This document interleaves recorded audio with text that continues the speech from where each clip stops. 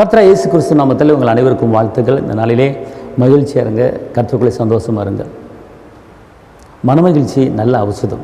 இந்த கால வேளையிலே சந்தோஷமாக படுக்க விட்டு எந்திரிங்க, சோகமாக எந்திரிக்காதீங்க, கவலைப்பட்டு எந்திரிக்காதீங்க, மனமகிழ்ச்சியோடு இருங்க. மனமகிழ்ச்சி நல்ல ஔஷதம். ஔஷதம் என்பது சுகம். நீங்கள் சந்தோஷமாக இருந்தீங்கன்னா ஒரு சுகம் உங்களை தேடி வரும். சரிங்களா? இந்த நாளுக்கு உண்டான ஒரு உயிருள்ள வார்த்தை ஏசாயா 58:8. உன் நீதி உனக்கு முன்னாலே செல்லும், கர்த்தருடைய மகிமை உன்னை பின்னாலே காக்கும். உன் நீதி உனக்கு முன்னாலே செல்லும், கர்த்தருடைய மகிமை உன்னை பின்னாலே காக்கும். உன்னுடைய நீதி முன்னால் போகும், கர்த்தருடைய மகிமை பின்னால் காக்கும். அதாவது நாம் எல்லாருமே இயேசு இரத்தத்தால் நீதிமானை மாறி இருக்கிறோம். அப்படி என்றால் உங்கள் முன்னால் உங்கள் நீதி போகிறது, உங்கள் நன்மை போகிறது, உங்கள் தாழ்மை போகிறது, உங்கள் இரக்கம் போகிறது, உங்கள் தயவு போகிறது.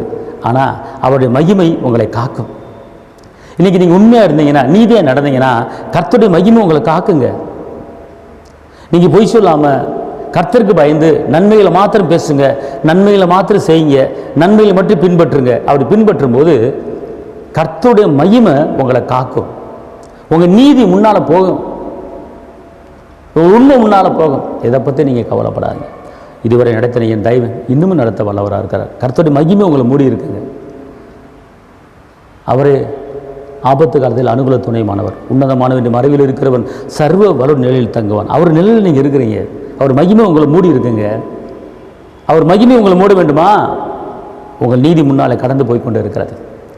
நீங்கள் நீதிமானாய் மாறி இருக்கிறீங்க. யாரால்? என் அன்பு தகப்பன் இயேசுவின் இரத்தத்தால் நீதிமானாய் மாறி இருக்கிறீங்க. அதனால் தைரியமாக இருங்க, நீதி செய்யுங்க, நன்மை செய்யுங்க. நன்மை செய்ய அறிந்திருந்தும் அதை செய்யாமல் போனால் பாவம் என்று யாக்கோபில் சொல்லப்பட்டு இருக்கிறது. நன்மையை படியுங்கள், நன்மையை பின்பற்றுங்கள். கர்த்தர் ஒருபோதும் உங்களை கைவிட மாட்டார். கர்த்தருடைய மகிமை உங்கள் மேலே அமர்ந்திருக்கிறது. எந்த ஆபத்தும் உங்களுக்கு வராது, எந்த விளைவினும் உங்களுக்கு வராது, எந்த நெருக்கமும் வராது, எந்த நிந்தையும் வராது, எந்த அவமானம் வராது.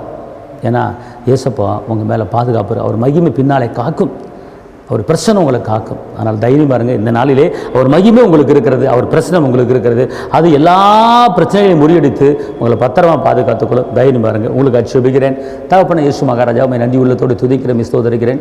வெற்றி வேந்தனே, விடுதலை நாயகரே, பெயர் சொல்லி அழைத்தவரே, அனாதி சிநேகித்தால் சிநேகித்தவரே, கார்மியத்தால் மூடினவரே, உங்களுடைய இரக்கமும் உங்களுடைய தயவும் பிள்ளையும் மேலே இருக்கட்டும். உங்களுடைய நீதி முன்னாலே கடந்து போகட்டும். உங்களுடைய மகிமை பிள்ளையை பாதுகாத்துக் கொள்ளட்டும். இரத்தத்தின் வல்லமை கூட இருப்பதாக காத்துக்கொள்ளுங்க.